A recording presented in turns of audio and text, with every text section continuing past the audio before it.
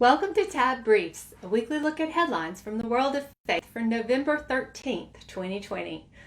I'm Tab Media Content Editor Carrie McWhorter, and here are some of the headlines that grabbed our attention this week.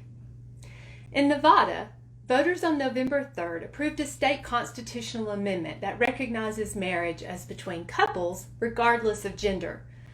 The vote makes Nevada the first state in the nation to protect same-sex marriage in its state constitution. The Marriage Regardless of Gender Amendment repeals a 2002 Nevada amendment which defined marriage as between a male person and a female person, according to Ballotpedia. As of November 2020, Nevada was one of 30 states with this type of constitutional amendment. Between 2015 and 2020, none of those 30 states had referred ballot measures asking voters to repeal their constitutional amendments, Ballotpedia reports. Opponents of the bill said it was unnecessary, since same-sex unions are legal nationwide as a result of the U.S. Supreme Court's 2015 Obergefell decision.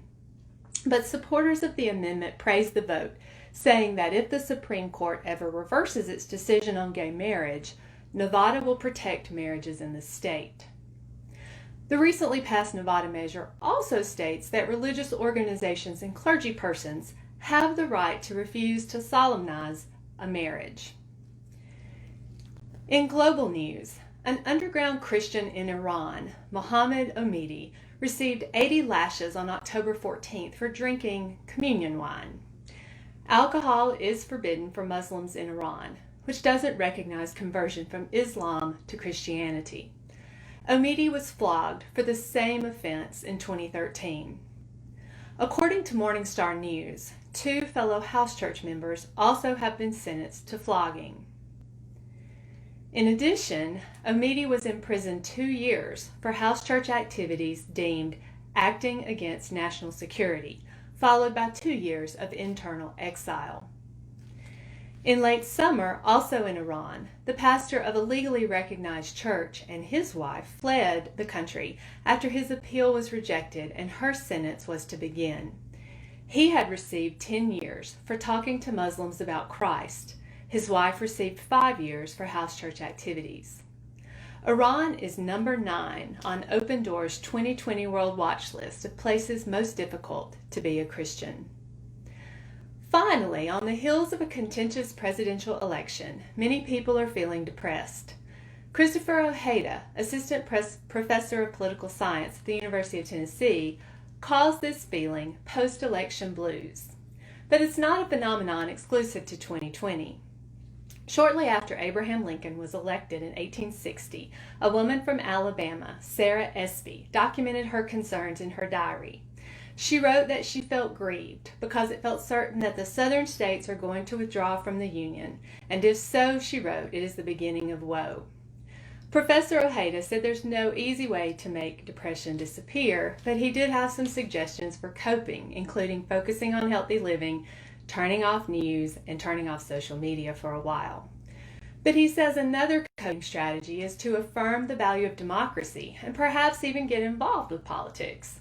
Participating is empowering, he says, and can help alleviate psychological distress. There are many ways to contribute, he suggests, from contacting elected officials, running for local office, donating money, or starting a political discussion group. If political involvement isn't your thing, Bethany Teachman, a professor of psychology at the University of Virginia, has one more suggestion: help others. This may feel like an odd time to be asked to support others when you may feel depleted yourself, she says, but helping others is linked to benefits in your own mental health. Moreover, it provides a sense of control and reminds you that you can make a difference in meaningful ways. One of her suggestions: bake cookies to drop off on the doorstep of your friend who is quarantined. Other ideas are to offer to take an item off a work colleague's overwhelming to-do list, or if you're in a position to help, make a donation to a cause you care about. Helping is a win-win because, after all, Proverbs 14:30 reminds us that a joyful heart is good medicine, but a crushed spirit dries up the bones. Those are your Tab Briefs for Friday, November 13th, 2020. For more news from the world of faith, head to tabonline.org. And while you're there, check out our podcasts, stories of persecuted believers across the globe, and so much more. And before we go, let me just remind you that if you haven't already, soon you'll be seeing this year's Fruitful magazine in your mailboxes. This is a free gift to you from the Alabama Baptist, Tab Media, and your Alabama Baptist State Board of Missions. And in Fruitful, you'll find reports of ministry and missions efforts that have gone on in the past year all across the state. It's a really encouraging look at the work that your fellow Alabama Baptists are doing. And so we hope you'll read it, check it out, and let us know what you think. Thank you so much for joining us, and we hope you have a great Friday and a great weekend.